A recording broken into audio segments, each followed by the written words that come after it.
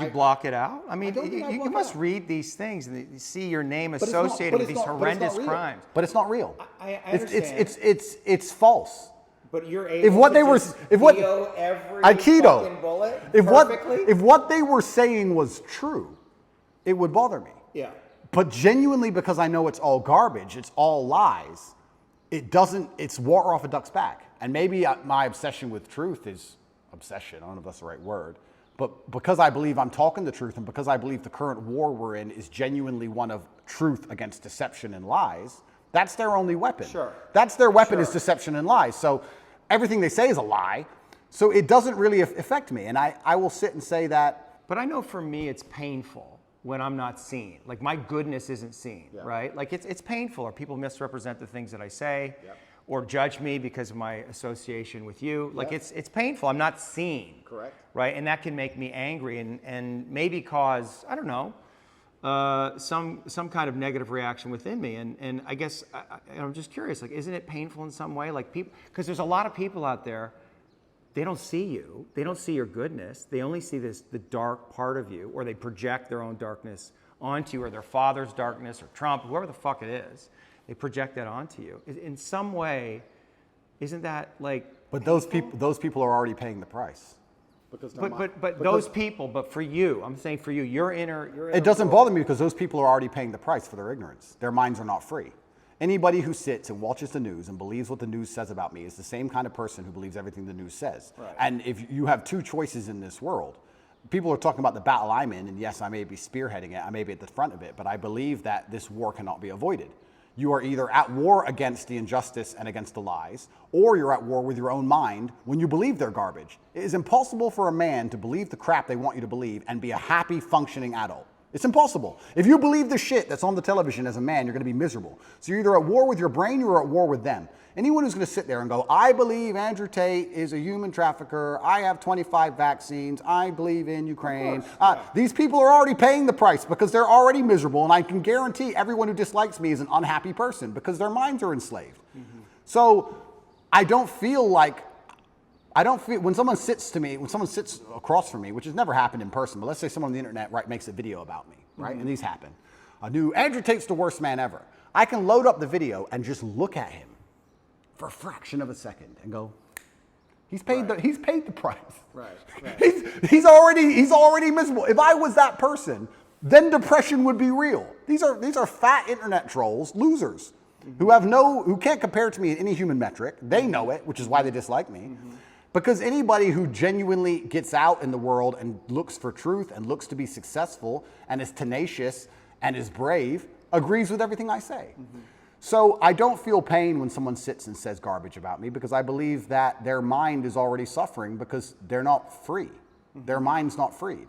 Anybody who can listen to what I say long enough and not be emotional about it and actually understand it, well, those people aren't paying a price. So maybe that's a coping mechanism, but every single time I see a woman who hates me or a man who hates me, and I compare them to the people who like me, there's a massive contrast in overall physical attractiveness, success, financial success. Like, it's amazing. Sure. So it's like, okay, well, my haters are way down here, and the people who agree with me are way up here, so let them hate. Maybe they just resent you. Of course, not maybe. I think a lot of the reason this is happening to me is, and maybe this is arrogant, but...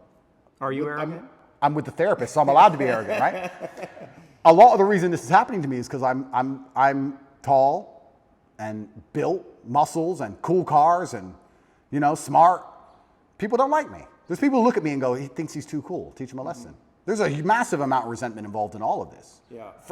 Even from the Matrix itself, we talk about the Matrix and I talk about it and people, of course we compare it to the movie. But at the end of the day, there are people, moving parts in all of this. There's a prosecutor, there's a judge, there's a lawyer, whatever. Someone is sitting in an office who gets a piece of paper saying, destroy Andrew Tate. And that person looks at my life and compares it to theirs and they feel resentful. And then they go, okay, let me use every power I have to try and destroy this man. Right. If my life wasn't so aspirational is a word you can use, but if it also didn't tick nearly every single box in regards to every teenage boy's dream, I think that they would be a lot less interested in trying to hurt me. Right. They're trying to hurt me because of the things I have and what I can do. So there's a massive level of resentment in all of it. And I also think the people who dislike me, a lot of it's resentful. It's either weaponized virtue or resentment. Right. Especially weaponized virtue. Let's talk about that because whenever I have a hater online, it's funny, people who hate me in person are very respectful to me. It's very strange. Isn't it weird how the bottom line of humanity is always going to be physicality? When they meet me, they shut up. Sure. But Keyboard online, warriors are very tough. of course. But online, it's very hard to say I'm stupid. It's very hard to say I'm not successful. It's very hard to say I'm fat. It's very hard to say I'm ugly. It's very hard to say I'm not charming or I'm not charismatic. It's very difficult to attack me with anything other than the fact I'm a bad person. Mm-hmm. He's all these things. He's perfect in nearly every metric, but he's a bad person. Yeah. Right? So how do you do that? Well, you take a virtue and you weaponize it. Misogyny, homophobic, whatever it is. They pretend they care about the subject when they don't. And they put it into a bullet and they shoot it at you. And it's weaponized virtue. It's not genuine virtue. These people who are saying I'm a misogynist don't care about women or care about combating misogyny. They just want to try and hurt me with it. Yeah. That's the first thing. Or the second thing is genuine resentment. Yeah, I remind them of the guy who picked on them in school. Yeah. Or the guy who fucked their girl, took their girl off them. Mm-hmm. And they don't like me for it. But that's not my problem. That's their issue. Are you defensive? Is that like a defensive posture? Is the way that you can be? I really want when I. Are you open to these people? No. And when I talk to you, I They want you to be open to them. This is what I think it is. It's like you are the man. It's like you are the daddy. It's just like, why are you being so mean to me? Why are you fucking yelling at me? I want you. I need you, brother. Like, show up in a good fucking way. Where are you? Like, that's what's going on for them emotionally. Perhaps. Yeah. And So do you have a responsibility in that place to transcend the place you are in to really fully realize your leadership? You know what I'm saying? That's a very good question. And when I'm talking to you, I want to be as honest and vulnerable as I've ever been. I'm trying to be as vulnerable as I can be. You're doing great. But also, so let's talk about these people who resent me the most, or these people who disagree with my message. What's the it most. like for you to be vulnerable? What's that word even mean to you? How do you relate to that word of vulnerability? That's a really good question. I don't know. I don't know how I relate to the word vulnerability. Well, you are vulnerable. You can't put yourself out in the world like this to be seen. That is a vulnerable act. Getting into the ring with another fighter where he might kick your ass, that's vulnerable. That's intense vulnerability. I think emotional vulnerability, nearly at every form, at every level, is basically a form of manipulation. So Maybe that's just how you experienced it growing up. Perhaps. Was your mother emotionally manipulative? No, but if a girl cried in front of me, I believe she'd be trying to get an out. I don't think it's just because she feels bad. I think it's because she's trying to get a reaction from me. And I think when men cry to their wives or whatever, a lot of it is trying to inspire sympathy from her. I think a lot of emotional vulnerability to a degree I would argue that is all manipulation. Like then that would indicate that in some way that you are manipulating.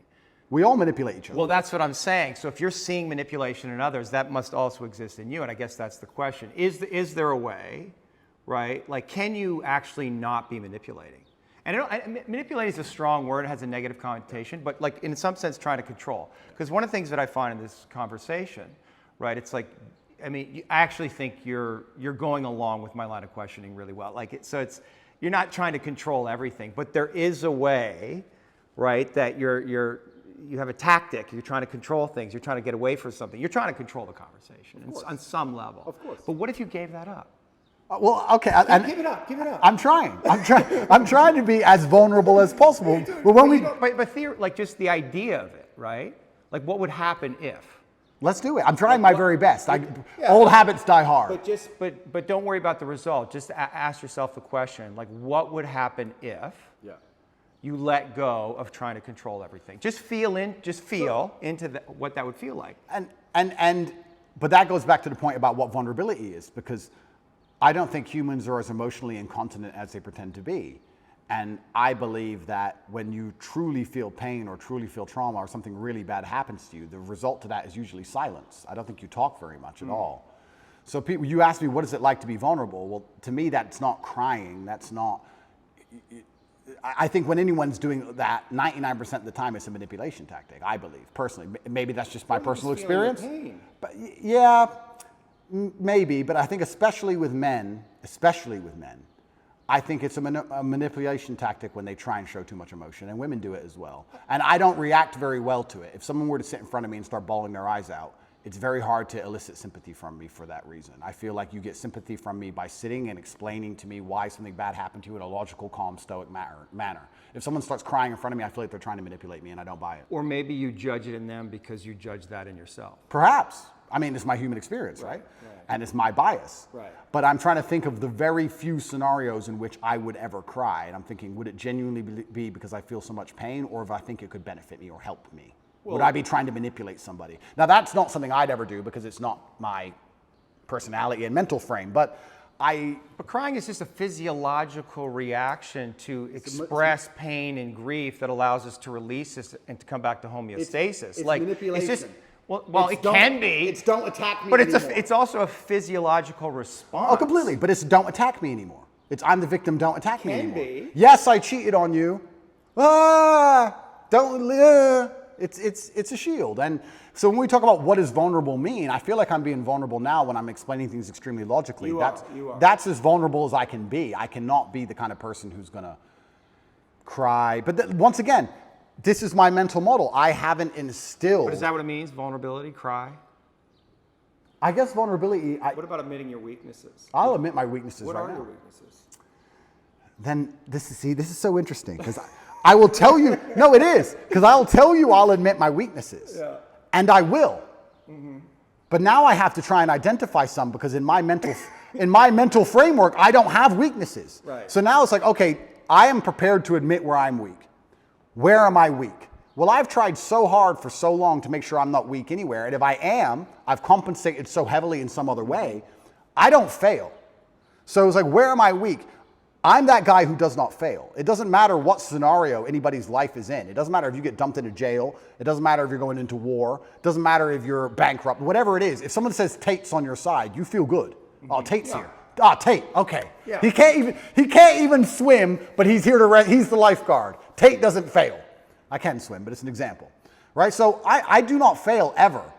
So it's very hard for me to identify weaknesses because I feel like they've all been ruthlessly, I think I've rooted out any weakness or I've compensated so heavily so long ago. I don't see myself as a weak person. I don't see myself as a person who can fail. People said to me in jail, how did you handle that? What else can I do? Not handle it? What does that look like? We're gonna bang my head on the wall like a dummy? Am I gonna have a breakdown and just be a pile of mush? All you can do is handle it. So you were talking about vulnerability. I'm being as vulnerable as I can, but I can't even honestly sit here and tell you a weakness I have because in my mind I have no weaknesses. And perhaps that's delusion. Perhaps that's perhaps it's delusion. Yeah, but But a useful delusion is what you're saying. It's brutally useful. Yeah. And when I teach this or when I talk about this, there's a lot of men who perhaps want to adopt it, but the mistake they make is they don't have the real world experience to back it up. I don't want people to be completely lose their minds. Yeah. We're not talking about that, but we're talking about the fact that I can name so many scenarios in my life where I was supposed to fail and I did not fail. It's brutally realistic, it's brutally logical, it's built on competence, it's built on real world accolade and achievement. Mm-hmm. Everything I've ever wanted, I have achieved and I have gotten. I have never failed at anything I've ever wanted, ever. So how am I going to wake up and say, oh, I've got this weakness, that weakness, when I have a 100% success rate? 100%. There's never a girl I wanted I didn't get. There's never a car I wanted I didn't drive. There's never a scenario where I said, I want to get through this, I didn't get through it. I've never failed. So of course I'm going to sit and say, yeah, I would love to tell you my weaknesses. I can't think of any. I don't know. Right, but are you being humbled right now? Is this whole series of events humbling you? It's taught me things I already knew. I know you can't be bigger than a justice system. I was saying Icarus for a reason. I knew they would come for me. I know I'm only human. But you're not do you? I do. I'm just a very good one. I'm just a very good one. Is there somewhere inside you a belief that you're invincible? Like you can't get got? Because that is a dangerous fucking distortion. No. I wouldn't have been saying Icarus for that reason. Right. I'm actually far more cautious than most people would believe. Mm-hmm. I err on the side of caution. You're tactical. I'm very tactical with all of my life. Even the security I organize, the places I stay, where I go, I'm extremely tactical. I don't believe I'm Superman. I just believe that I do not fail. And because you have no weaknesses, doesn't mean you can't lose, right? You can be strong in all realms and still lose. Mm-hmm. There are world champion boxers who have no weakness. They do everything right and they lose fights, right? So I'm not saying I'm invincible. I'm just saying, if you ask me to name my weakness, I can't think of one. What should we ask the guys? Sure. You can ask people around me. I would love to hear it. And I guess I can tell you what people say about me. Well, actually, that's a good question. Do you feel like you get, I mean, I guess Tristan, but do you get honest reflection? Can you trust the reflection? Because, you know, you're at the center of this kind of empire and you have all of these friends. Yeah. But can you trust the information that's coming to you from anyone? Because everybody's, I mean, I'm here in some way for my own self-interest, right? Yeah. And the fact that you trust me was interesting to me. You let me in your house, so I assume that you have some kind of instinct about it. Yeah. But that must be hard, like, to trust. I get a lot of feedback, and it all goes into a big pile, and I listen to every word that's said to me. I'm not the person who's beyond reproach. Everyone I work with, a lot of people have said things to me, and I'm told about myself quite often. Yeah. And I put it all in a pile, and I analyze every single word carefully. I ignore most of it, but I do listen to it. And I guess the number one bad or negative thing that people will say about me who know me is they may say I'm very insensitive. I hear that sometimes, usually from women. You're insensitive. I'm insensitive because I think once you become a ruthless problem solver, you come across to a degree as insensitive. We have this big issue and everyone's crying. Okay, stop crying, fix the issue. Right. You have to be insensitive. Okay, what are you crying about? Let's fix that. Right. Well, you know that's wrong. Well, a lot of people want to vent. They don't want to fix the problem. They want to cry. Well, they just need you to be with them and say, I understand, here you are, exactly. baby, I love you. Completely. You're rolling your eyes. Yeah, but that's what I'm saying. So when you become a ruthless problem solver, you become to a degree insensitive. Now, there are some scenarios which that doesn't work, right? There's some problems you can't fix. The death of a loved one, that's different. Yeah. But if people are crying about something which is very fixable, it's very difficult for me to be interested in their crying. And I'll tell you why.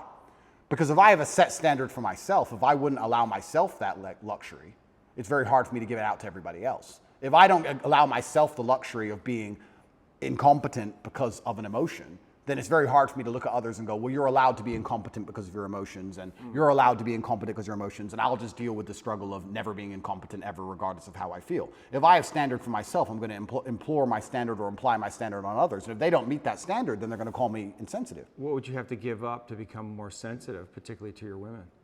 I'm a very sensitive, romantic, nice man. Yeah. In general, I'm actually a romantic man. I get called that a lot. No one calls me cold. Right. It's different. You're loving? Completely. But when it comes to problems especially, right, can be insensitive. You default to problem solving. Absolutely. And that's not what they want. What's the issue? They want you to just understand and hold them. They want to cry about the problem a while. And time is time is money. Time is money. I'm like, okay, yeah. Boom, boom, fixed. Right. No, but you don't understand.